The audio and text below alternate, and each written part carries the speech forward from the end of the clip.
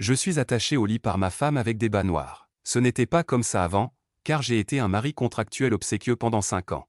Puis ma femme a eu un accident de voiture et est devenue végétative. Je m'occupais d'elle jour et nuit, mais son âme flottait dans les airs en m'accusant de jouer la comédie. Jusqu'à ce que mon frère débarque et balance tous mes secrets, elle s'est miraculeusement réveillée. Ensuite, de romantique naïve, elle est devenue complètement folle. Elle m'a attaché au lit d'hôpital, et en se léchant les lèvres, elle m'a dit « Mon mari, rentrons à la maison ». J'ai simulé ma mort et me suis enfui pendant 2 ans. Jusqu'à ce jour, j'emmenais ma fille du monstre jouer aux machines à attraper les peluches. En me retournant, je l'ai vue. Le soir, je me suis retrouvé attaché au lit par elle avec des bas noirs. Elle s'est léché les lèvres et m'a demandé « N'étais-tu pas mort ?» Le bip de l'unité de soins intensifs ressemblait à un compte à rebours mortel. Je regardais Son Wanyang, allongée sur le lit d'hôpital, couverte de tubes. Sans expression, c'était ma femme, du moins en apparence. Maintenant, elle était devenue végétative. J'ai compté sur mes doigts. Contrat de 5 ans, il reste 3 mois, 90 jours. 5 millions suffisent pour assurer l'avenir de ma sœur et moi, ainsi que le fonds d'éducation de ma nièce. Et puis, vers le vaste ciel et la mer, je serai libéré de ma peine. Le médecin, un rapport à la main, m'a trouvé le visage grave, Monsieur Kin. Les lésions cérébrales de Mademoiselle Song sont très graves, la probabilité de réveil est infime. Il a suggéré d'abandonner les traitements trop coûteux et agressifs, pour passer à des soins palliatifs ordinaires. En clair, c'était attendre la mort. Je l'ai regardé calmement et j'ai dit « Transférez-la dans la meilleure chambre VIP individuelle. Ne vous inquiétez pas pour les frais. » Le médecin est resté figé, son regard passant de la compassion à l'admiration. Elle a dû penser que c'était de l'amour. Mais elle ignorait que nous n'étions que mariés par contrat. Mon unique mission était de protéger Son Wanyang. Tant qu'elle avait un souffle de vie, ma tâche n'était pas un échec. Et sa famille ne manquait pas d'argent. Dans la chambre VIP, tout était silencieux, seuls les bruits des appareils résonnaient. J'ai essoré une serviette chaude et commencé mon travail quotidien, essuyer son visage. Son cou, ses bras, chaque centimètre de sa peau. Geste précis, pression régulière, comme si je polissais une porcelaine précieuse. La retourner, lui tapoter le dos, gérer les excréments. Puis masser ses muscles raides. Tout était méthodique, sans aucune émotion. C'était un travail, me disais-je. Dernière étape. Remettre sa main sous la couverture. Ses doigts étaient toujours fins, mais sans vie. Une jeune infirmière est entrée pour changer les médicaments. En voyant mes gestes, elle n'a pu s'empêcher de soupirer. « Monsieur Kin, vous êtes vraiment bon avec votre femme, tellement patient. Elle guérira sûrement. » Je n'ai rien dit, j'ai simplement hoché la tête. Mon cœur restait imperturbable. Guérir? Il valait mieux pas. Si elle se réveille, ce sera à nouveau cette fille capricieuse qui me donne des ordres. Ma vie deviendra encore plus difficile. La laisser allongée comme ça, c'est bien. Nous aurons la paix tous les deux. Je regardais son visage pâle, cette bouche qui m'avait craché tant de paroles acerbes. Maintenant close dans le silence. Quelle rareté. Je pensais même que ces 5 années, c'était maintenant notre moment le plus paisible. Je savais qu'aux yeux des autres, mon attitude actuelle devait être assez touchante pour faire un film, un homme bon, dévoué, prenant soin de sa femme végétative. Jouer la comédie? J'avais joué 5 ans, j'étais habitué. Mais j'ignorais que cette pièce avait un spectateur de plus, invisible elle-même. Son âme flottait au plafond, les bras croisés, ricanant en regardant ma performance. Son regard était plein de mépris, arrête de faire semblant, Kin Kian. Si mon père ne t'avait pas forcé, tu n'aurais même pas le droit de toucher mes orteils. Celui que j'aime, c'est Wen Yang. Toi, le coupable qui nous a séparés, tu n'es qu'un chien élevé par mon père. Son âme flottait à mi-hauteur, se souvenant probablement de choses peu agréables. Nos 5 années de mariage. Comme un film muet en boucle. Je lui obéissais en tout, je la suivais aveuglément. Si elle disait, je n'osais pas aller à l'ouest. Si elle disait que la soupe était trop salée, je l'ai immédiatement jetée pour en refaire. Au milieu de la nuit, elle a eu envie d'une collation de Shaanxi, j'ai traversé toute la ville en voiture pour en acheter. Résultat, elle l'a regardé une seconde, a froncé les sourcils en disant que c'était pour les chiens, et l'a directement versé à la poubelle. Parce que ce n'était pas acheté par Yiming. Pour elle, je suis une reine hautaine et intouchable. À ses yeux, je suis un chien qui remue la queue pour de l'argent. Tout ce que je fais, c'est pour la flatter, pour flatter son père qui me paie. C'est une performance bon marché et écœurante. Le docteur dit qu'il faut parler davantage aux patients, utiliser une voix familière pour stimuler son cortex cérébral. Cela pourrait la réveiller. Alors chaque jour, j'ai une tâche supplémentaire. Aujourd'hui, ensoleillé puis nuageux. Température du jour, 88 degrés, idéal pour les activités en extérieur, mais toi, probablement pas. Dernières infos, l'indice a encore chuté. Heureusement que je n'ai pas investi. La cantine du rez-de-chaussée a changé son menu aujourd'hui, le porc braisé a l'air bon. Je suis assis au bord du lit, lisant d'une voix plate les actualités sur mon téléphone, un contenu aussi ennuyeux qu'une réunion du conseil d'administration. Je ne sais pas. Que Son Wanyang, au plafond, s'agace et m'insulte, tais-toi. Kin Kian, est-ce que tu peux arrêter ta voix écœurante? Tu crois que ça va m'émouvoir? Ça me dégoûte encore plus. Après avoir lu les nouvelles, c'est l'heure de la perfusion. Je déchire l'emballage, sors le tube de perfusion, purge l'air, plante habilement l'aiguille dans le flacon de médicaments, accroche le perfuseur, règle le débit. 60 gouttes par minute, pas une de plus, pas une de moins. Tout l'enchaînement est fluide, précis comme un robot programmé. Tâche accomplie. Je m'appuie sur la chaise, je ferme les yeux pour me reposer. Elle, dans son état d'âme, flotte devant moi, scrutant mon visage calme. Le mépris dans ses yeux s'accentue. Elle continue, au fond, tu espères que je ne me réveillerai jamais, n'est-ce pas? Comme ça, tu pourras continuer à prendre l'argent de mon père, habiter ma maison. Vivre comme un privilégié. Quel beau calcul. Plus elle y pense, plus elle croit que sa supposition est juste. Sa haine envers moi est presque devenue tangible. En même temps, son cœur est rempli de nostalgie pour son amour pur, Yiming. Aming. Pourquoi tu ne viens pas me voir? Viens vite m'emmener. Je ne veux plus voir cet homme dégoûtant. Elle attend que son héros la délivre de ce démon qu'est moi. La porte de la chambre est ouverte d'un coup de pied. Mon frère, Wen Yang, fait irruption avec fougue. Comme une boule de feu qui marche. Boum. 2 sachets d'herbes médicinales noires s'écrasent sur la table de chevet. Faire presque tomber le verre d'eau. Je les ai pris pour toi, pour ton cuit et ton sang. Il reprend son souffle en haletant, me pointe du doigt en m'insultant, bordel, si tu ne te réapprovisionnes pas, tu vas y passer. Regarde ton visage, blanc comme un fantôme. On dirait que mon frère est vidé. Sans me retourner, je réponds, merci. Je me tourne, vérifie soigneusement les signes vitaux de Son Wanyan sur les appareils. Et rajuste le coin du drap qui glissait. Mes gestes sont stables, sans aucune émotion superflue. La colère de Wen Yang monte d'un coup. Il agrippe mon poignet, avec une force impressionnante. Tu t'occupes encore d'elle? Qin Qian, t'es malade ou quoi?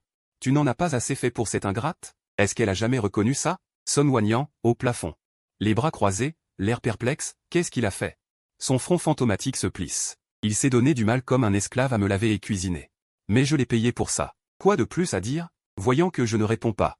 Wen Yang devient encore plus furieux, sa voix monte d'une octave, tu le sers comme un esclave. Tu prends soin de sa vie, tu protèges sa sécurité. Tu supportes ses humeurs absurdes. Pourquoi faire? Pour son argent? Pour qu'elle te fasse la tête? Même sa copine en ça, incapable de supporter ça, a dit 2 mots en ta faveur. Et elle a rompu avec elle. Ensuite, ce crétin de Yiming a envoyé des gens pour t'encercler. Tu as oublié, parce qu'il avait conseillé à Son Wanyan d'être plus gentil avec toi. Un salaud. Une aveugle. Pourquoi tu continues à t'embrouiller avec eux? Enfin, je réagis. Je dégage sa main. Arrête. Ma voix est très douce. Mais avec une froideur indéniable, dire tout ça ne sert à rien, le temps presse. Le temps est presque écoulé. Il tire la commissure des lèvres. Impossible. Wen Yang voulait ajouter quelque chose, mais le froid dans mes yeux le glaça. Et Son Wanyan, flottant à mi-hauteur, ressentit pour la première fois de la confusion. Han Qingju s'était fait bloquer par quelqu'un. Il se souvient seulement d'une violente dispute avec elle. Ensuite, Han Qingju ne l'avait plus jamais contactée. Il pensait qu'elle était rancunière, jalouse de sa relation avec une autre. Alors c'était à cause de moi. L'âme de Son Wanyan commença pour la première fois à être secouée. Les paroles de Wen Yang, tel un marteau, sur sa solide perception, creusèrent une fissure. Y avait-il autre chose que la cuisine et le rôle de toutou que j'ignorais? Wen Yang, voyant mon air fermé, était sans doute fou de rage. Son visage si séduisant vira au rouge vif, comme une crevette cuite. L'instant d'après, on entendit un déchirement. Ma chemise à manches courtes fut arrachée par le col, plusieurs boutons sautèrent. De la poitrine au bras, 2 cicatrices pareilles à des mille pattes s'exposèrent à l'air libre. Une balafre traversait la poitrine, à quelques centimètres du cœur. L'autre allait de mon épaule jusqu'au coude, sur une peau trop pâle et humide. Comme 2 crevasses hideuses qui ne guériraient jamais. Wen Yang pointa ces 2 cicatrices, les yeux rouges, et lança d'un ton accusateur, tu vois ça? Ce ne sont pas des taches de naissance. Tu ne te souviens pas de notre 2e année d'université? Il tourna la tête, lançant un regard féroce à Son Wanyan sur son lit, comme pour qu'elle entende, sa voix pleine de colère. Ta si précieuse épouse, en pleine nuit, a tenu à sortir du campus pour un rendez-vous avec son amour de jeunesse. Résultat, elle est tombée sur quelques ivrognes voyous, ils l'ont directement assommée. Elle a failli se faire entraîner dans un bosquet. Et son héros, cet amour de jeunesse? La voix de Wen Yang était pleine de mépris et de sarcasme. Il hurla, il s'est enfui, sans même se retourner. Même la température dans la chambre sembla baisser de quelques degrés. L'âme de Son Wanyan fut terriblement choquée. Bien sûr, elle se souvenait de cette agression. C'était une page marquante de son histoire d'amour avec Yiming. Dans sa version des souvenirs, le héros qui l'avait sauvé était Yiming. Le sarcasme de Wen Yang continua. Il dit d'une voix sévère, tu as pris 3 coups de couteau pour elle. 3 coups. Tu as failli mourir dans cette ruelle pourrie. Et ensuite, tout le mérite est revenu à ce lâche qui s'était enfui. À son réveil, la première personne qu'il a vue, c'était son amour de jeunesse, indemne. Putain, l'acteur de l'année. C'est une honte qu'il n'ait pas eu le prix. Et toi, Qin Qian, tu es un parfait clown. Même l'Académie des Arts n'en trouverait pas un autre aussi dévoué que toi. Lian Fuxia, en voyant ça, te ferait une offrande de lampe et dirait, mon frère, tu as bien travaillé. Rentre à l'asile d'Arkham pour te soigner. Je n'ai rien dit, car tout ce que disait Wen Yang était vrai. Après cet incident, j'ai passé plus d'un mois à l'hôpital pour réchapper à la mort. De retour à l'université, j'avais pris un énorme retard. Son père, l'oncle Song, avait même appelé. Pour lui demander de m'aider à rattraper les cours. Qu'avait-il répondu? Je ne me souviens plus de sa réponse. C'est un grand garçon, il ne peut pas apprendre tout seul? Ce n'est pas un enfant. Ming a été blessé pour moi, je dois aller m'occuper de lui. Je n'ai pas le temps de m'occuper des autres. Ah, oui, il était aussi allé s'inquiéter. Pour son amour de jeunesse grièvement blessé. Je me souviens, il était alors surexcité. Voulant voir les blessures de Yiming. Qu'avait dit Yiming? D'une voix pleine d'affectation, il déclara. Ne regarde pas, Wanyan, les blessures sont terribles. J'ai peur de te faire peur. Pour toi, ces petites blessures ne sont rien. En y repensant, c'était une performance digne d'un Oscar. Pas même un pansement sur le corps. De quoi pouvait-il lui faire peur? Avec sa face plus épaisse qu'un rempart? Un énorme doute avait sans doute explosé dans l'âme de Song Wanyan. Ses doigts, dans son état spectral blême, caressèrent inconsciemment sa poitrine, touchant la plus longue cicatrice. Aucune sensation. Mais elle la voyait bosseler. Et il y a une semaine, la voix de Wen Yang monta encore d'un ton. Pleine d'une rage impuissante contre la bêtise. Il pointa mon visage et me réprimanda avec douleur. Cette idiote a eu un accident de voiture, la banque du sang de l'hôpital était à sec, et toi, comme un imbécile. Il s'est précipité pour prélever son propre sang afin de la sauver. Regarde-toi maintenant, dans cet état, après avoir donné 400 cc. Tu veux mourir, hein? À quoi sert ce légume humain? Se réveillera-t-il? Je fronçai les sourcils et dis d'une voix grave. Tu es même resté à la porte à lui offrir de l'or, tu as ému le ciel, ému la terre. Tu t'es ému toi-même, et alors? Dans son cœur, il n'y a que son joyeux mouton.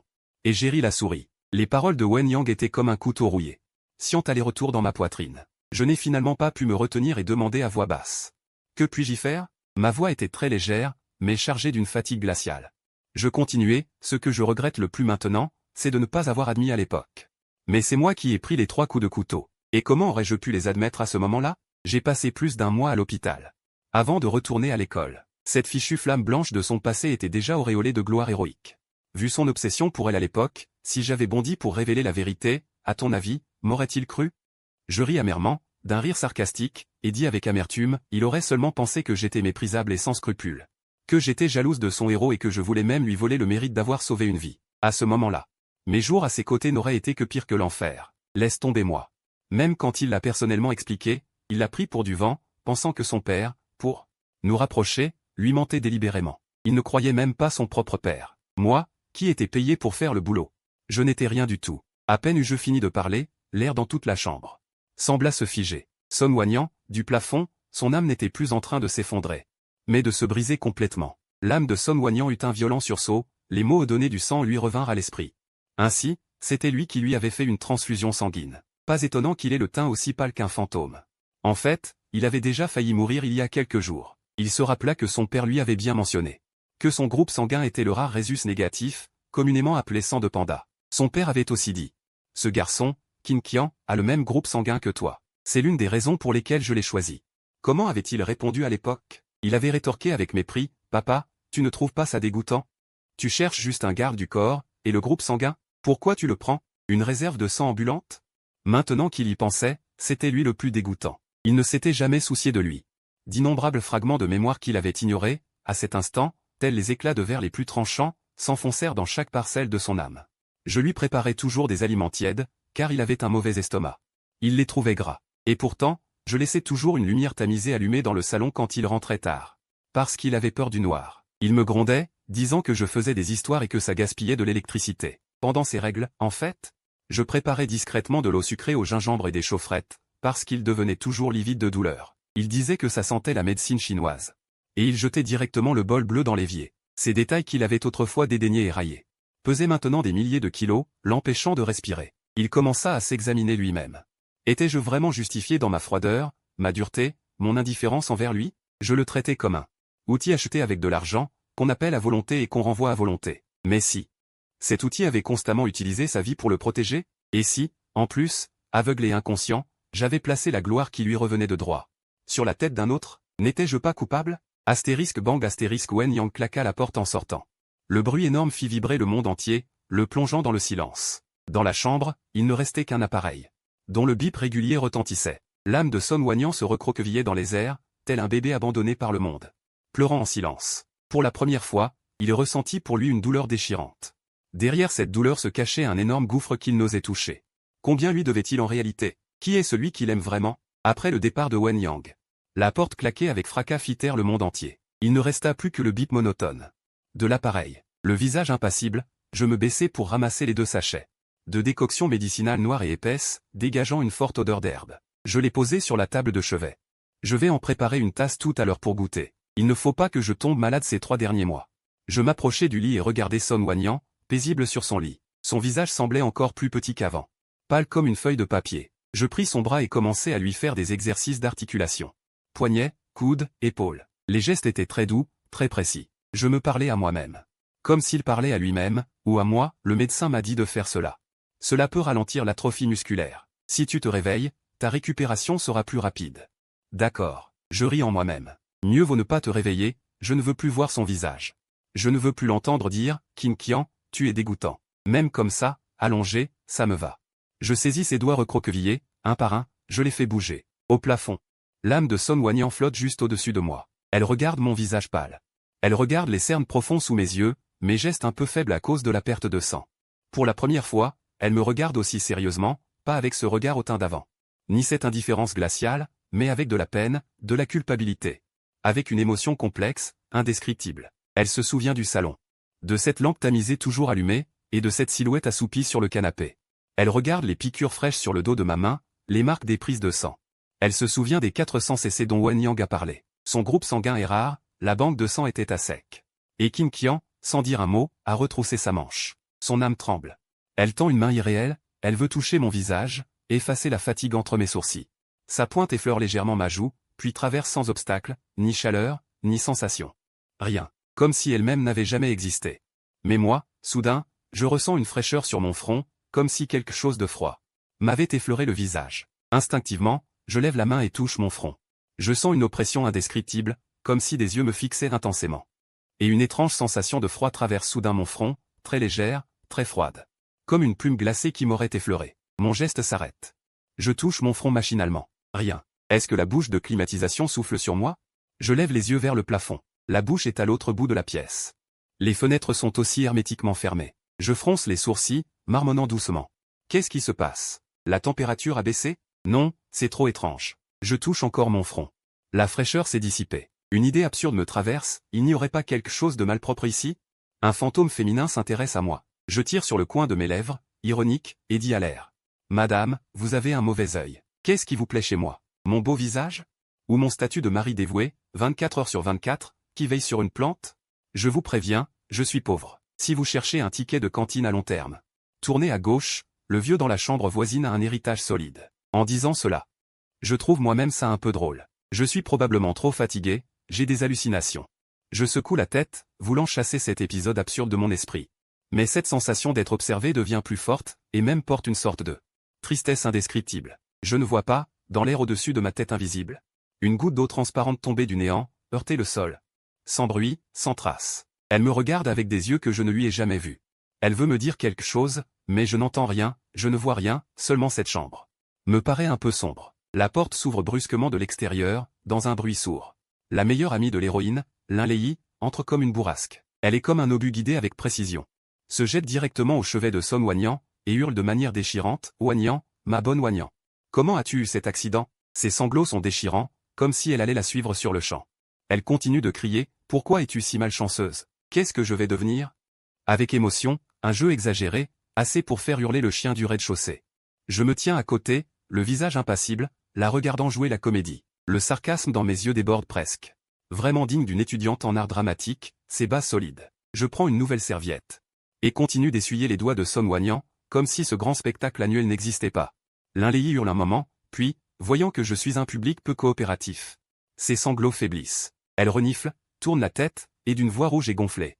Je vois le regard de Son Wanyan posé sur moi, puis son ton change, prenant un air de commandement hautain. Qin Qian, tu dois bien prendre soin de Wanyan. Elle a la langue dure mais le cœur tendre. Il prit la serviette avec lenteur. Un sourire apparaît au coin de mes lèvres. Je la regarde, comme si je bavardais, et demande, n'espères-tu pas plutôt sa mort? L'expression de douleur sur le visage de Lin-Lei se fige instantanément, tel un masque de plâtre de mauvaise qualité. Je poursuis, si elle meurt, plus personne ne te disputera ton petit ami. Toi et ton amoureux. Vous pourrez être ouvertement ensemble, n'est-ce pas? La couleur de son visage disparaît d'un coup, net. Son regard paniqué, comme un chat dont on a écrasé la queue. Elle pousse un cri froid, sa voix devient soudain stridente, avec une panique qui brise le son. Qu'est-ce que tu racontes? Moi et Wanyang, on a les meilleures relations, on est les meilleurs amis. Je n'ai pas de petit ami. Plus elle parle, plus elle s'embrouille, son regard fuit de tous côtés. Elle n'ose pas croiser mes yeux. À cet instant, sa réaction est la meilleure réponse. Et l'air dans la chambre devient encore plus froid. Le visage de Lin passe du vert au blanc, tellement gêné qu'elle pourrait creuser un 3 pièces avec ses orteils. À cet instant, la porte de la chambre s'ouvre à nouveau. La lumière de lune tant désirée par elle. Yiming arrive bien mis, vêtue d'un costume parfaitement coupé. Les cheveux impeccablement peignés. Je la vois jeter la serviette qu'elle tient dans la bassine. Le sarcasme dans ma voix me semble même trop aigu. Je ricane froidement, oh, le vrai protagoniste arrive. L'amour véritable de Wanyang est de retour. Alors, c'est toi qui t'occuperas de Wanyang. Moi, l'importun, je peux me casser. Yiming fronce les sourcils, sans même me jeter un regard, et va directement vers Lin. Il déclare d'un ton naturel, comme s'il énonçait un fait, c'est ta femme. C'est à toi de t'en occuper, qu'est-ce que ça a à voir avec moi? Il jette enfin un coup d'œil vers Son Wanyang sur le lit d'hôpital, le regard empli d'un dégoût non dissimulé, et refuse catégoriquement. Tu veux que je lui donne la béquille et le bassin? Impossible. Comment le mérite-t-il? Le point de congélation est un froid perçant qui suinte des os. Je crois même que le plafond. Ce fantôme féminin que j'imagine, a peut-être déjà envie de tuer, me dis-je. Si l'âme de Son Wanyang était vraiment ici, elle serait probablement clouée sur place par cette phrase. Cet homme qu'elle a aimé toutes ces années, celui dont elle rêvait. Après qu'elle soit devenue légume, même le regarder une fois de plus lui semble sale. Yiming semble trouver que ses paroles ne sont pas assez cruelles. Il jette un regard impatient à la montre de luxe que Son Wanyang lui a offerte, à son poignet, et ricane. Si ce n'était pas au collège que j'ai embobiné cette idiote pour qu'elle tombe amoureuse. Ce vent violent siffle à mes oreilles, dressant les poils de ma nuque. Ce fantôme féminin semble devenu fou. Je ne le vois pas, mais je ressens une colère et un désespoir hystérique, se précipitant furieusement vers Yiming. Je pense même que le visage de Yiming semble traversé par quelque chose, le faisant frissonner involontairement. À cet instant, Son Wanyang, avec ses doigts illusoires, attaque encore et encore. Ce visage qu'elle a tant aimé, hurlant silencieusement, salope. Espèce d'ordure. Je ne suis pas une amoureuse stupide. Sale menteur. Tu m'as trompé toutes ces années. Je ne suis pas encore morte. Je vois le fantôme hurler en silence. Mais j'attends avec impatience que Yiming soit déchiquetée. L'âme de Son Wanyang devient folle de rage. L'homme qu'elle a aimé pendant plus de 10 ans n'aimait en fait que son argent. Même faire semblant est une perte de temps. Yiming ignore complètement mes paroles. Il en profite pour prendre la main de Lin à côté, son pouce caressant avec satisfaction le dos de sa main. Ce geste ressemble à l'exposition d'un trophée bon marché fraîchement acquis. Dans sa voix, une vantardise presque grasse, contrairement à notre Lei, qui est si sage et attentionnée. Elle donnerait tout, jusqu'à elle-même. Lin, timide, se blottit contre lui, comme si elle n'avait pas d'os. Tous deux ne me considèrent pas comme un étranger, ni celle qui est allongée sur le lit comme une vivante. Son regard balayait Son Wanyang sur le lit d'hôpital comme s'il regardait un tas d'ordures. Il ricana, tu crois que je l'aime vraiment? Une cruche avec un cerveau d'amour. Quand elle était petite, quelques mots gentils suffisaient à la faire perdre la tête. Maintenant qu'elle est grande, elle fait encore la princesse de glace, ne me laisse même pas lui toucher la main. C'est dégoûtant, putain. Cette rafale de vent invisible a hérissé les poils de ma nuque. La climatisation n'était pas réglée si fort. L'âme de Son Wanyang ricanait, le rire aigu de son frère résonnait, strident et perçant. Il dit avec suffisance, exactement, à Ming. Moi, je lui tiens la main le premier jour. Je l'embrasse le deuxième jour, et on va à l'hôtel le troisième. C'est ça, une femme normale. Le rythme qu'elle devrait avoir. Rien que d'entendre ça, j'ai envie de vomir. Ce rythme? Même une fusée n'irait pas aussi vite que vous deux. Ces deux-là prennent vraiment leur impudence pour une marque de caractère. Je me suis dit que Son Wanyang avait dû déjà complètement le cerner, lui. Soit elle meurt de rage, soit elle est abandonnée, crucifiée au pilori par celui qu'elle aime le plus. Et par sa meilleure amie. Maintenant, elle doit se sentir comme une énorme risée. Sous forme d'âme, il regardait ce couple de chiens sans vergogne, puis il regardait moi et lui-même, debout en silence à côté. L'un était couvert de tubes, aussi calme qu'un mort, l'autre avait un visage impassible. Debout, raide comme un garde du corps. À cet instant, il avait dû enfin comprendre. Qui était sincère, qui jouait la comédie, qui était un démon sous une peau humaine. Qui était le gardien silencieux. Je me contentais de les regarder sans rien dire. Alors comme ça, ma performance de clown pouvait encore servir de spectacle de duo comique. C'était une première. Voyant que je ne réagissais pas, les deux hurlèrent de pensée. Que leurs regards se tournèrent vers moi, leur visage affichant une supériorité bon marché. Il me regarda avec mépris, se moquant, toi, le toutou, tu as fait le lèche-botte pendant 5 ans. Qu'est-ce que tu as obtenu? Est-ce qu'il t'a seulement regardé? Je me contentais de le regarder calmement. Sans dire un mot. Parfois, le silence est la meilleure gifle. Mais il semblait prendre mon silence pour une approbation par défaut. Il rit, encore plus satisfait, comme une belette voleuse de poules dans les arbres.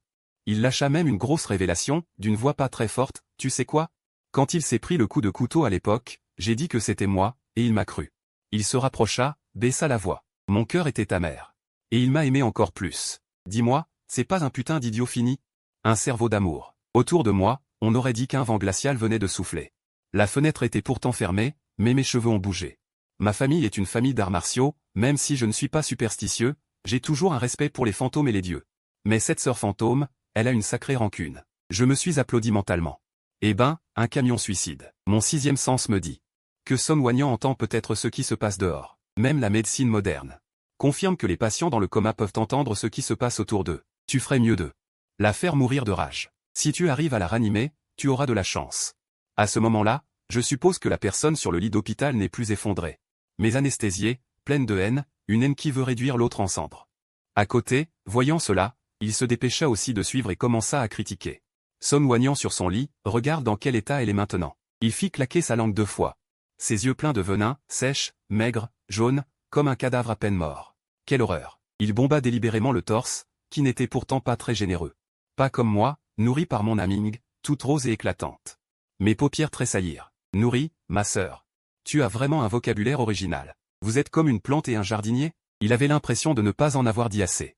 Si elle ne prenait pas la place sans rien faire, si ce distributeur automatique ambulant n'était pas encore hors service, je serais déjà avec Ming au grand jour. Il rejetait toute la faute. Sur la personne dans le lit, celle qui ne pouvait pas répondre, tout est de sa faute. Je sens que ce vent glacial s'est transformé en tornade, tourbillonnant frénétiquement dans la chambre. Hallucination, ce doit être une hallucination. Son Wanyang, sous forme d'âme, hurle de manière hystérique, vous deux, salauds et salopes, vous mourrez de façon misérable. Même en fantôme, je ne vous laisserai jamais tranquille. Je n'entends rien, je pense juste que cette chambre d'hôpital n'est plus tenable. C'est un peu oppressant. Si je reste encore, je risque d'être écœuré à mort par ces deux abrutis. Même si ce qu'ils disent n'est pas vrai, c'est vraiment dégoûtant. Je regarde ce couple de salauds, puis Son Wanyang allongé tranquillement dans son lit. Yiming pense probablement que mon silence est une provocation. Il perd enfin patience. Son visage, plein de supériorité, se tourne vers moi, dévoilant le véritable but de sa venue, et « Tiens le chien, arrête de jouer la comédie. Tu gaspilles des ressources médicales avec ton amour idiot. » En disant cela, il désigne le masque à oxygène transparent sur le visage de Son Wanyang. Cette chose est désormais sa seule ligne de vie. Le ton de Yiming est comme s'il disait qu'il fait beau aujourd'hui, froid et naturel. Débranche son tube d'oxygène, laisse-la partir en paix. Comme ça, on pourra tous les deux toucher l'argent plus tôt. Les yeux de l'un y s'illuminent instantanément, comme deux ampoules sous tension. Elle le presse, les yeux brillants. Oui, oui, débranche-le vite. Une plante qui végète. Un déchet, c'est aussi du gaspillage d'argent. Son Wanyang, sous forme d'âme, ne s'attendait pas à ce que celui qu'elle a aimé et pour qui elle a vécu toutes ces années veuille la tuer de ses propres mains. Je ne m'attendais pas non plus à ce que la perfidie de ces deux ordures soit plus profonde que la fosse des Mariannes. Voyant que je ne bouge pas, une lueur d'impatience traverse le visage de Yiming. Il fait un pas en avant de lui-même. Tend la main, vraiment sur le point d'arracher le tube d'oxygène de Son Wanyang. Tu veux jouer au chevalier servant, chien inutile? Si tu ne le fais pas, je le ferai. Au moment où sa main est sur le point de toucher le tube, je réagis. J'ai pratiqué la danse pendant plus de 20 ans. Pas pour faire du tai chi dans le parc. Oncle Son, je peux aussi l'appeler ainsi, sa mission en m'embauchant. Même s'il ne lui reste qu'un souffle. Astérisque craque astérisque. Un bruit sec. J'attrape d'un coup le poignet tendu de Yiming et le tords en sens inverse. Même moi, je trouve ce geste un peu trop brusque. Ah. Yiming pousse un cri de porc qu'on égorge, son visage se tord instantanément. La sueur froide perle. Je ne lui laisse aucune chance de réagir, je lève la jambe et donne un coup de pied. Ce coup, j'y mets toute ma force, et il atteint en plein son abdomen. Il vole comme un sac de jute déchiré, heurte une chaise derrière lui, et s'écrase lourdement au sol. Astérisque boum astérisque. D'un pied, je le projette, tandis que de l'autre main, comme un éclair, j'appuie sur le bouton rouge au chevet du lit. Une alarme stridente retentit instantanément dans tout l'étage. Des pas précipités se font entendre dans le couloir. Les infirmières et les autres gardes, en attente à la station infirmière, se précipitent en premier. Monsieur Keane. Que se passe-t-il? Toute la chambre est sens dessus-dessous. L'un y hurle et se jette sur Yiming à terre. Dans ce chaos, le visage froid. Je sors mon téléphone, d'un geste lent et posé, comme si je commandais un repas à livrer. Je compose 3 chiffres. L'appel aboutit, je parle dans le combiné. D'une voix complètement plate, énonçant les faits, allô. La police? À l'hôpital populaire numéro 1, il y a quelqu'un qui tente de commettre un meurtre prémédité. provocation malveillante. Les agents de sécurité et la police arrivent rapidement. Tout l'étage devient animé grâce à mon action. Yiming se roule encore par terre. Cracha des injures, disant que j'abuse de mon pouvoir. Lin-Yi, elle, le tient dans ses bras. Pleurant à chaudes larmes, m'accusant d'être un violent. Je me tiens contre le mur. Regardant froidement le dernier numéro de ces deux clowns. Les policiers, expérimentés, consultent les images de surveillance. Un par un, comme s'ils attrapaient des poussins. Ils les soulèvent et les emmènent. Je sors mon téléphone et appelle le père de Song Wanyan. Je connais ma mission. Je prendrai très bien soin de Wanyan. Pas de problème. Les deux mouches qui vous inquiétaient, j'ai appelé la police pour les gérer. Cette fois, peut-être, je pourrai les éliminer complètement. Wanyan ne devrait pas trop résister. Le père Song, à l'autre bout du fil, pousse un long soupir. Cette fois, écrase-les complètement. Wanyan ne se réveillera pas non plus, elle ne deviendra pas folle en disant que c'est fini, j'ai raccroché. Le monde est calme. 5 jours plus tard, la situation a complètement changé. Le père de Song, épuisé par le voyage, est arrivé en courant. Il avait l'air d'avoir vieilli de plusieurs années, ses yeux étaient criblés de vaisseaux rouges. Comme un filet. Il m'a dit qu'il avait utilisé ses relations. Les charges contre Yiming et Lin-Yi les feront au moins rester 5 ou 6 ans à l'intérieur. Il m'a tapé sur l'épaule, un léger soulagement sur son visage. Comme ça, tout va bien. Quand Wanyan se réveillera, personne ne vous dérangera, vous pourrez bien développer vos sentiments. À côté, l'esprit de Song Wanyan hochait la tête avec anxiété, suppliant. Oui, mon mari, reste bien avec moi désormais. J'ai compris mon erreur. Avant, j'avais la tête vide, j'étais folle. Dommage que je ne l'entende pas. Je l'ai regardé, j'ai secoué la tête calmement. Oncle Song. Il reste 3 mois au contrat. Même s'il se réveille, nous ne serons pas ensemble. En entendant cela, Song Wanyan, sous forme d'esprit, m'a entouré de ses bras. Et a dit avec anxiété, mon mari, non, je ne t'ai pas encore récompensé. Comment peux-tu t'enfuir en cachette? Ne m'abandonne pas. Je sais vraiment que j'ai eu tort. Tu veux de l'argent? Je peux t'en donner beaucoup, mon père peut t'en donner beaucoup. Reste juste avec moi. Il est resté figé. 5 ans ensemble. Et aucun sentiment n'est né. J'ai ri amèrement en tirant le coin de mes lèvres, mais la joie n'a pas atteint mes yeux. Non, comme s'il n'y avait jamais eu de place pour moi dans son cœur, comme si dans le mien il n'y avait que la mission. À peine ces mots prononcés, le froid familier de la chambre a de nouveau envahi. L'esprit de Song Wanyan s'est approché de moi, flottant et disant. Moi, je t'ai. J'ai senti une chose glacée effleurer mon visage. J'ai cru entendre un murmure brisé, tu ne m'as vraiment jamais aimé? Je ne le crois pas. Je ne crois pas que tu aies fait tout cela juste pour l'argent. L'esprit de Song Wanyan murmurait à côté. Le père de Song a poussé un long soupir, comme si toute sa force l'avait soudainement quitté. C'est aussi de ma faute? De l'avoir trop gâté, transformé en idiote. Il regardait sa fille sur le lit d'hôpital. Le regard complexe. À l'université, j'avais peur qu'elle se fasse escroquer. Par quelqu'un comme Yiming, alors je t'ai trouvé pour la protéger à l'école. Ta famille est une famille d'arts martiaux, j'étais tranquille. Donc plus tard, j'ai forcé ton mariage avec elle. Il a marqué une pause, sa voix teintée de culpabilité. Mais en y repensant, c'est vrai que le sort s'acharne sur les plus faibles. Le malheur sur les plus malheureux. Ton père, si doué en arts martiaux, n'aurait pas dû partir ainsi, laissant vous deux, ton frère et ta sœur, seuls et sans soutien. Je regardais le plafond, mon regard un peu vague. Ma sœur et moi, on aurait pu supporter la misère, mais ma mère ne méritait pas ça. Mon père est devenu le héros de la lutte contre la drogue dont il rêvait. Utile et inutile, parce que ce statut de héros a tué ma mère. Mais son rêve d'enfance de devenir un héros, il l'a réalisé. L'air dans la chambre semblait figé. Ce froid s'est transformé en un glaçon glacial, comme s'il voulait geler mon âme. Ce Song Wanyan que je ne voyais pas avait tout entendu. Donc notre mariage. Ce n'était pas moi qui m'accrochais, mais son père qui avait monté un plan pour la protéger. Donc ce mari lèche-botte, méprisable et intéressé, avait derrière lui une tragédie familiale. Son père, héros de la lutte anti-drogue, mort aux mains des trafiquants, sa mère, victime de leurs représailles, morte atrocement. Et lui, il m'avait même insulté en me pointant du doigt. En disant que j'étais d'un égoïsme extrême, que j'étais méprisable et sans scrupules. Maintenant que j'y pense, qui est vraiment le plus méprisable et sans scrupules? C'est la forteresse solide dans son cœur qui s'est complètement effondrée. Le regard du père de Song s'est posé sur mon visage pâle. Il a voulu dire quelque chose, mais cela s'est transformé en un long soupir. Sa voix était lourde, comme chargée de 1000 tonnes de pierre. Qin Qian, je te dois des excuses, moi, le vieux. Quand je t'ai choisi, en plus de tes compétences physiques et de ta famille irréprochable.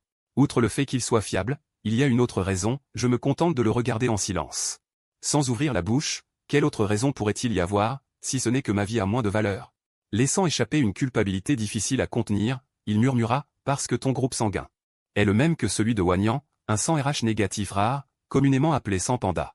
Sans même lever les paupières, je savais déjà cela depuis longtemps, sinon il ne m'aurait pas demandé à l'époque. Il avait posé des questions si précises sur le groupe sanguin. Le père Somme semblait enfin se débarrasser de son dernier fardeau. D'une voix rauque, il dit « J'ai agi par égoïsme, de peur qu'il lui arrive quelque chose. Je t'ai considéré comme une réserve de sang vivante. » Cette familiarité froide dans la chambre d'hôpital revint, mais cette fois sans colère, seulement un silence mortel. Comme la surface gelée d'un lac en plein hiver. Le père Somme frotta ses mains avec gêne, comme un enfant qui a fait une erreur. Expliquant « Je sais, c'est indigne de ma part envers toi. Mais pour des gens riches comme nous, c'est très courant, très courant. » J'ai presque éclaté de rire. Oui, très courant. La vie des riches est une vie. La vie des gens comme nous n'est qu'une pièce de rechange. J'ai enfin ouvert la bouche. D'une voix calme, comme si je parlais de la météo, j'ai dit, moyennant paiement, c'est dans l'ordre des choses. C'est tout naturel, oncle Somme. Vous m'avez payé. Tant que la prise de sang ne me tue pas sur le coup, je suis prêt à donner autant qu'on voudra. Je le dis sincèrement. De toute façon, ma vie n'a plus beaucoup de valeur depuis longtemps. Ce corps brisé, les quelques années qui lui restent, ça suffira bien. Mon calme semblait lui peser plus que n'importe quelle accusation en colère. Sur le visage du père Somme, la culpabilité s'accentua. Il soupira et dit. Voir tout ce que cet enfant a enduré ces dernières années, toutes les souffrances et le mépris qu'il a subis. Moi, ce vieil homme, je n'en peux plus. Il sort une carte bancaire de sa poche. Il la glisse dans ma main en me recommandant, prends cet argent. Ne refuse pas, retourne chez toi, fais un petit commerce et prends soin de ton père. Ton corps a besoin de repos, je baisse la tête. Je regarde la carte dans ma main. L'argent est une bonne chose, j'en ai besoin. Je l'accepte donc. Quelqu'un crie, non. Si tu acceptes l'argent de mon père, tu ne pourras plus partir, ni rentrer chez toi. L'âme de Somme Oignan comprend tout. Son père lui a trouvé à la fois un mari, un garde du corps, et même un serviteur dévoué prêt à mourir, comme autrefois. Non seulement il doit veiller sur elle, mais le jour venu, il devra aussi donner sa vie. Pour sauver la sienne. Il pensait que je n'étais qu'un lèche-bot, une simple marchandise. Mais dès le début, j'ai été son talisman le plus précieux. Il me doit tant qu'il ne pourra jamais rembourser sa dette. Après le départ de l'oncle Somme, je serre la fine carte bancaire dans ma main. Comme si je tenais un fer rouge. Avant même que j'aie pu la glisser dans ma poche. À la porte de la chambre d'hôpital, une autre amie proche de Somme Oignan, la seule, qui l'avait déjà encouragé à être plus gentil avec moi. Contrairement à Alain Léhy, elle n'est pas bruyante. Elle reste là, me regarde, et ses yeux deviennent rouges en un instant. Ce regard n'est pas de la compassion. C'est de la douleur, celle qu'on ressent en voyant une chose précieuse se briser. Mon cœur fait un bond. Je me dis, non, pas ça. Les rebondissements mélodramatiques de ces derniers jours ont déjà dépassé les limites. Elle s'approche rapidement de moi et déclare d'un ton résolu. Pars avec moi, ne reste plus auprès de cet ingrat. Épuisé, je secoue la tête et réponds d'une voix rauque, ce n'est pas encore le moment. Il me reste 3 mois de contrat. Je prends l'argent, je fais le travail, il faut aller jusqu'au bout. Anne Quinjus s'énerve. Elle me saisit la main et demande anxieusement, alors quand sera-ce le moment? Lui ne t'aime pas. Moi, je t'aime. J'aime les hommes comme toi, dévoués et sincères. Ses paroles tombent comme une pluie de balles, rapide et pressante, il est maintenant dans le coma. Pourquoi refuses-tu de lâcher prise? Je la regarde calmement et réponds. En réalité, tu te trompes, je ne suis peut-être pas non plus un homme passionné. J'ai fait semblant d'être si passionné et si sincère. Et il y avait une raison à cela. Il m'interrompit délibérément en criant fort. Je m'en fiche, ce que je vois est l'image que j'ai de toi dans mon cœur, du moins pour l'instant. La seconde suivante, la température autour de moi baissa de nouveau. Anne Quinjus ne s'en rendit pas compte, elle se mit sur la pointe des pieds et se jeta brusquement sur moi. Une sensation chaude et douce bloqua ma bouche, avec une insistance qui ne tolérait aucun refus. Une exigence brutale. Je restais figé, l'esprit vide. Est-ce que je suis tombé dans un repère de fou? 1, 2, 3, tous anormaux. Un vent violent et glacial éclata à mon oreille, soufflant sur ma nuque. Et dressant mes poils. À ce moment, Somme Oignan, sous forme d'âme, s'était transformé en une force qui tentait de nous séparer avec ses mains fantomatiques, mais en vain. Ses mains traversèrent nos corps sans heurts. Furieuse, elle se mit à insulter. Fausse amie, qu'est-ce que tu fais? Qu'est-ce que tu fais à mon mari? Je n'entendis pas cette clameur silencieuse. Reprenant mes esprits, je repoussai Anne Quinjus d'un coup sec. Pas très fort, mais avec une détermination ferme. Elle recula d'un pas sous ma poussée. Loin de se fâcher, elle afficha même une excitation étrange sur son visage. Elle jeta un coup d'œil à Somme Oignan, inerte sur le lit, puis à moi. Et me regarda en prononçant une phrase qui fit voler en éclats mes valeurs tout en m'excitant un peu. Elle se lécha les lèvres, les yeux brillants, bien que ce soit un hôpital. Il y a un lit d'accompagnant ici. Faisons quelque chose d'excitant devant Oignan. Cela pourrait peut-être la réveiller. Cette idiote obsédée par l'amour, j'aime ce qu'elle n'aime pas. Je prends ce qu'elle ne veut pas, même de force. Je restais complètement abasourdi. Doutant que mes oreilles fonctionnent bien. Je m'exclamais intérieurement, qu'est-ce que c'est que ça? Stimuler une personne en coma végétatif de cette façon? Madame? Avez-vous trop lu tel ou tel magazine de confidence? Je repoussai Anne Quinjus d'un coup. Pas très fort, mais avec détermination. Je n'en pouvais plus. Mon visage affichant une stupéfaction incrédule et une blessure, je demandai. Qin Qian, toi. Ma voix était dépourvue de toute chaleur. Je dis froidement, je te dis, va-t'en. Le visage de Han Qingju blêmit instantanément, la lumière dans ses yeux s'éteignit, remplacée par un intérêt encore plus grand pour moi. Elle se lécha les lèvres, mais finalement ne dit rien de plus, tourna les talons et sortit de la chambre. Le monde retrouva enfin le calme. Je m'adossai au mur, épuisé. Sentant que les rebondissements sombres de ces derniers jours étaient bien plus nombreux que ceux des 5 dernières années. Je regardais Sun Wanyan, toujours silencieuse sur le lit, et une pensée mauvaise refit surface près de moi. Je caressais sa cuisse glacée et commençais à masser ses articulations. Mes gestes étaient encore standards, mais mes paroles étaient comme trempées de poison. Je demandais à voix basse, quoi? Je me penchai vers elle, la voix très basse. Comme un murmure démoniaque, rester pur pour ta bien-aimée. Ne pas me laisser te toucher, et en plus tu es en colère? Son corps ne réagit pas, seul le moniteur cardiaque émettait des bips réguliers. Je ricanai froidement, accentuant la pression de mes mains, d'une voix glaciale. Tu crois que j'aime te soigner? Sans l'argent de ton père, qui voudrait te toucher? Il sembla faire encore plus froid. Je me penchai, mes lèvres presque contre son oreille. Et prononçai, avec la voix la plus venimeuse de ma vie, la provocation fatale, si tu es vraiment capable. Lève-toi et donne-moi une gifle. Sinon, je pars vraiment avec cette femme tout à l'heure. Elle est bien plus passionnée que toi, et plus raisonnable. À l'instant où mes paroles tombèrent, je sentis un vent violent et glacial éclater à mon oreille. Dans le vide invisible, l'âme de Sun Wanyan explosa complètement en jalousie, colère, et cette possessivité profonde la rendirent complètement folle. De toutes ses forces, elle hurla et se jeta sur moi. Voulant me gifler, me déchirer, ose. Tu es mienne pour la vie. Ses mains irréelles ont traversé mon corps sans aucune résistance. Mais par un hasard cruel, elle a frappé violemment son propre abdomen, allongé sur le lit. Au moment du contact, une lumière blanche éclata, et son âme errante fut soudainement aspirée dans son corps par un gigantesque tourbillon. Bip, bip, bip. Le moniteur cardiaque émit une alarme stridente et aiguë, les chiffres s'affolant. Je me redressai brusquement et regardai le lit d'hôpital. Les doigts de Sun Wanyan, qui pendaient sans vie le long de son corps, avaient bougé. Mon cœur fit un bond, j'appuyai sur. Bon sang, elle va vraiment se réveiller. Merde. Je ne vais pas retourner à cette vie misérable et humiliante d'avant, non, frappé par ce changement soudain. Mon esprit devint vide. Une seconde plus tard, je revins à moi comme électrocuté. Et appuyai sur la sonnette d'urgence près du lit. Docteur, docteur. Tout l'étage VIP fut instantanément mis sens dessus dessous. Les médecins et infirmières se précipitèrent. Après une série d'examens précipités, tous me regardèrent avec des yeux émerveillés. Le médecin-chef ajusta ses lunettes. Les yeux remplis d'exclamations incrédules, un miracle médical, Monsieur Qin. L'activité électrique cérébrale de Mademoiselle Son est très active, des signes de réveil. J'ai immédiatement prévenu le personne. Quand il arriva, il faillit s'agenouiller devant moi, si ému qu'il me saisit fermement la main. La voix tremblante, Qin Qian, une grande faveur ne se dit pas avec des mots. Ton oncle te supplie de rester encore 2 mois, jusqu'à ce que Wanyan soit complètement guéri. Je t'ajouterai une somme. Une somme énorme. Je regardai ses cheveux grisonnants et finis par acquiescer. 2 mois pour une liberté totale pour le reste de ma vie, ce marché en vaut la peine. Mais je réalisai vite que j'avais accepté trop tôt. Sun Wanyan, après son réveil, était complètement anormal. En me voyant à son réveil, il n'y avait pas de dégoût, pas de mépris, mais un regard ardent que je n'avais jamais vu, qui faillit me faire fondre. Ce regard était rempli d'amour et d'une possessivité féroce.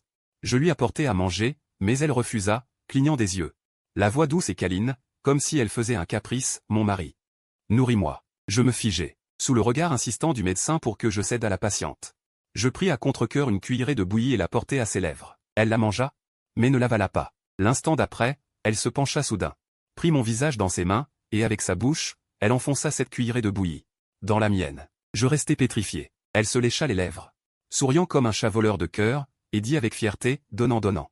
Je la repoussai brusquement, le visage livide. Ses yeux devinrent instantanément rouges. De grosses larmes coulant comme un chiot abandonné du monde entier. Elle tira sur mon vêtement. Sanglots haletants, me suppliant, mon mari, j'ai eu tort, ne sois pas si froid avec moi. J'ai peur. À partir de maintenant, je ferai tout ce que tu dis. D'accord? Tu peux faire ce que tu veux de moi. Mon cœur était en désordre. Le soir, elle devait tenir ma main pour s'endormir. Plus tard, elle tapota même son petit lit d'hôpital et me donna un ordre. Viens ici, dors avec moi. Si tu n'es pas à côté de moi, je n'arrive pas à dormir. Je montrai le lit d'appoint, je dors ici. À peine allongée, elle souleva la couverture et descendit du lit. Sans dire un mot, grimpa dans mon petit lit et s'allongea sur moi, son corps chaud et doux. Collé au mien, je pouvais sentir distinctement le soulèvement de sa poitrine. J'étais complètement abasourdi, m'exclamant, « Qu'est-ce que tu fais ?» Elle trouva une position confortable dans mes bras, sa voix pleine d'un sourire satisfait. Murmurant, « Si tu ne dors pas près de moi, alors je dors sur toi. Je veux voir si tu peux encore dormir normalement. » Je n'ai pas l'impression d'être un garde du corps, ni une nounou. Mais une proie traquée par une beauté folle, prête à être dévorée à tout moment. Son Wanyan, allongé sur ma poitrine, faisait glisser ses doigts sur mon visage, m'appelant doucement. King King, n'as-tu jamais eu de sentiment pour moi, même un tout petit peu?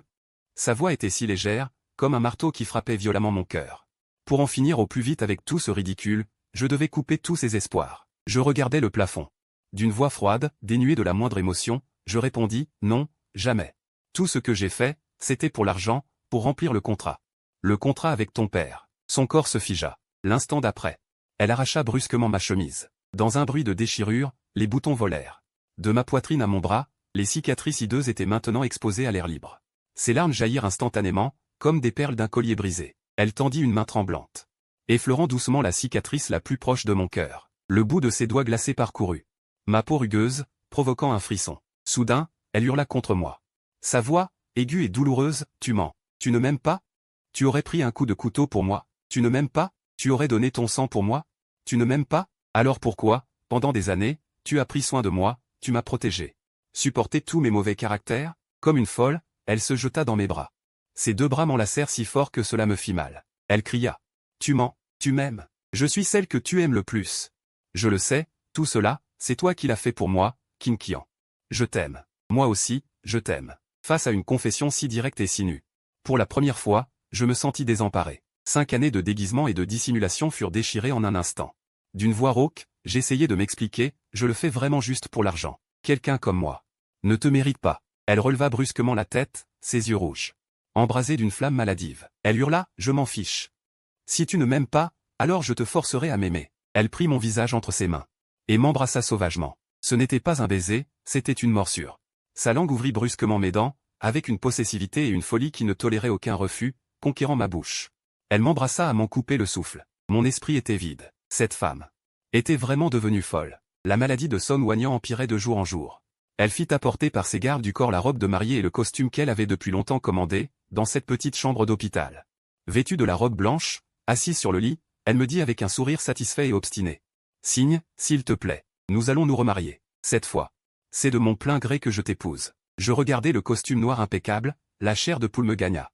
Je refusai catégoriquement, non. Mais elle dit froidement. Ce n'est pas à toi de décider. Elle claqua des doigts. 2 gardes du corps, grands comme des ours, d'au moins 1,90 m, se placèrent à ma gauche et à ma droite. Ils m'invitèrent à enfiler le costume. Sous une contrainte absolue, je fus forcé de célébrer avec elle un mariage absurde dans cette chambre d'hôpital. Pas d'invité, pas de prêtre. Seulement son amour obsessionnel et fou. Et 2 gardes du corps impassibles. Elle ferma les yeux, leva le visage. Et murmura, mon mari, tu peux embrasser ta mariée. Je restai immobile. Elle attendit quelques secondes, puis ouvrit brusquement les yeux. Elle attrapa directement mon visage et mordit avec force. Sa langue avait un goût de sang. Elle remuait avec frénésie. Je sentis que j'étais sur le point d'être dévoré par elle. Le jour de ma sortie de l'hôpital. Je pensais enfin pouvoir être libéré. Aussi vite que possible, je préparais ses bagages.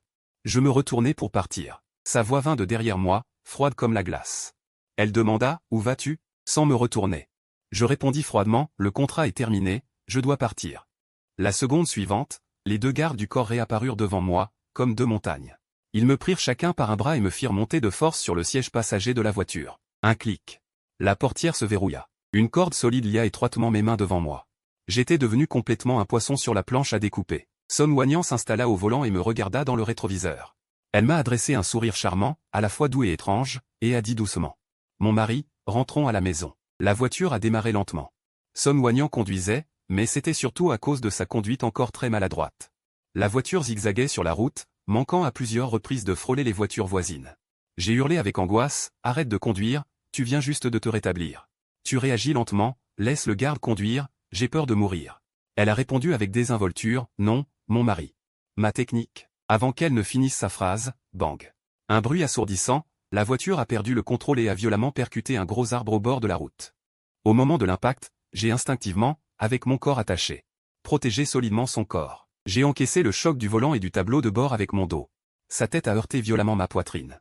Une douleur atroce a traversé mon dos, je grimaçais de douleur, et pire encore. J'ai senti une forte odeur d'essence, et son pied écrasait encore l'accélérateur. Le moteur tournait à vide en rugissant. J'ai hurlé de toutes mes forces. Relâche l'accélérateur, tu veux qu'on meure ensemble? Mais elle avait l'air évanouie. Affalée sur moi, immobile. La vitre arrière a éclaté, des éclats de verre se sont plantés dans mon dos. Putain, la mission touche à sa fin et je dois encore me blesser pour rien. La voiture des gardes est enfin arrivée, ils se sont précipités pour forcer la portière. Ils se sont affairés à vérifier l'état de Son Wanyang. Profitant de ce chaos, j'ai réussi à me défaire de mes liens, je suis sorti de la voiture en roulant. Ignorant la douleur atroce dans mon dos, j'ai immédiatement sorti mon téléphone et appelé le père de Son. Dès que la communication a été établie, d'une voix presque pleurnicharde, je me suis plaint à mon interlocuteur, ta précieuse fille est devenue folle. Je veux divorcer, maintenant, tout de suite. Personne, cette fois encore je lui ai sauvé la vie, nous sommes quittes. Tu dois m'aider. J'ai proposé le seul plan qui me permettrait de me débarrasser définitivement de cette femme folle, une mort simulée. Annoncer au public que je suis mort dans cet accident de voiture. Brûlé, les cendres dispersées dans la mer, donne-moi de l'argent. Que je disparaisse complètement. Au bout du fil, un long silence. Enfin, un soupir épuisé a retenti, d'accord. Xiaoqian, je te dois bien cela. 2 ans plus tard. Dans la province dessus, avec l'argent donné par le père de Son, j'ai ouvert quelques petites boutiques. Je suis devenu un patron paresseux, laissé la gestion à mon frère et ma sœur. La maladie de ma sœur était guérie depuis longtemps. Maintenant, elle gère ma comptabilité. Ma nièce Qingjiao est entrée à l'école primaire. Elle est mignonne comme un poupée, mais un peu rebelle avec moi. Un week-end. Je l'ai emmenée faire du shopping. En passant devant les machines à attraper des peluches, elle n'a plus voulu avancer. Après avoir jeté une dizaine de pièces sans même toucher un poil de peluche, elle a tapé du pied de rage. Elle a serré ma jambe et s'est mise à faire du charme, petit papa. Attrape-m'en une, je t'appellerai papa, d'accord? Papa, attrape-m'en une. J'ai tapoté sa tête. Ne m'appelle pas comme ça dérange les générations. Puis, j'ai mis 3 pièces, en un tour de main j'ai attrapé la plus grosse peluche. Fier, je lui ai tendu la peluche. En tournant la tête, mon sourire s'est figé instantanément. Non loin, une silhouette familière me fixait intensément, le regard droit. Comme si elle voulait dévorer quelqu'un. C'était Son Wanyang. J'ai eu un instant de culpabilité. J'ai immédiatement saisi ma nièce et me suis enfui sans me retourner. Pour célébrer que le bénéfice de ce trimestre ait encore atteint un nouveau sommet, j'ai emmené mon frère Wenyang au salon de massage pour se faire masser les pieds. Wenyang, profitant du service du praticien, m'a fait un pouce levé. Xiaoqian, t'es vraiment un boss. Je pensais que tu t'étais fait avoir par cette femme. Je t'admire, tu faisais le chien toute la journée, mais en fait tu préparais ta revanche pour faire fortune.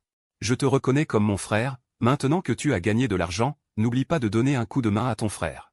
À partir de maintenant, tu dis qui on doit frapper, je frappe. On était en train de se vanter. À peine sortis de la porte de la ville des bains de pieds, nous avons été bloqués par plusieurs voitures de luxe noires. Les portes se sont ouvertes. Une silhouette vêtue d'un imperméable noir et de bottines noires en descendit. Elle portait des bas noirs, ses longues jambes sous la jupe noire étaient d'une blancheur éclatante dans la nuit. Son Wanyang, son regard était à la fois froid et chaud, morbide et fou. Elle s'approcha pas à pas de moi. Aqian, cela faisait longtemps. J'ai été maîtrisé par 5 kidnappeurs dont la taille et la stature n'avaient rien à voir avec les miennes. J'ai juste senti un noir devant mes yeux, mon corps a perdu toute liberté. Quand je me suis réveillé, j'étais allongé sur un grand lit moelleux. Une sensation froide et soyeuse à mes poignets. Je baissai les yeux. Mes mains étaient solidement attachées à la tête de lit avec une paire de bas noirs. Son Wanyang était assise au bord du lit.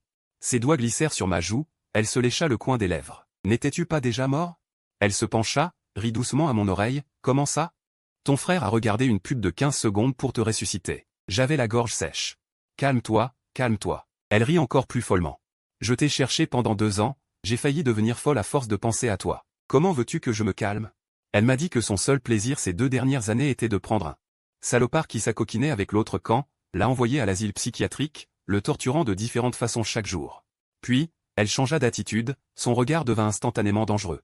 Tu t'es bien débrouillé ces 2 dernières années, femme, enfant, Licho, ta petite fille a appris à t'appeler papa. J'étais terrifié, j'ai vite agité les mains pour expliquer. C'est ma nièce, la fille de ma sœur. Oh.